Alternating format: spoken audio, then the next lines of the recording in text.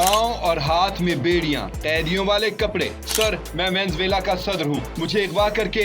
امریکی عدالت میں نیکولس مادورو کی جذباتی گفتگو۔ جب وینزویلا کے رہنما نیکولس مادورو پہلی بار نیو یارک شہر کی عدالت میں پیش ہوئے تو ان کے پیروں پر لگی بیڑیوں کی آوازیں سنی جا سکتی تھیں۔ اس دوران انہوں نے عدالت میں موجود صحافیوں اور عام لوگوں کو بتایا کہ انہیں اغوا کیا گیا ہے۔ انہیں عدالت میں لائے جانے کے بعد جج ایلون ہیلسٹین نے ان سے ان کی شناخت کی تصدیق کرنے کا کہا تاکہ عدالتی کارروائی شروع ہو سکے۔ انہوں نے ہسپانوی زبان میں عدالت کو بتایا، سر، میں نیکولس مادورو ہوں، میں جمہوریہ وینزویلا کا صدر ہوں اور 3 جنوری کو اغوا کر کے یہاں لایا گیا ہے۔ عدالت میں موجود مترجم نے ان کے بیان کا ترجمہ کر کے عدالت کو آگاہ کیا۔ مادورو نے مزید کہا کہ مجھے وینزویلا میں کاراکس میں واقع اپنے گھر سے اٹھایا گیا تھا۔ 82 سالہ جج نے فوراً مادورو کی بات کاٹتے ہوئے کہا کہ ان سب معاملات کی طرف جانے کے لیے مناسب وقت دیا جائے گا۔ پیر کی شام 40 منٹ تک جاری رہنے والی سماعت کے دوران مادورو اور ان کی اہلیہ سیلیا فلوریس نے منشیات اور ہتھیاروں سے متعلق تمام تر الزامات مسترد کیے۔ مادورو نے کہا کہ میں بے قصور ہوں،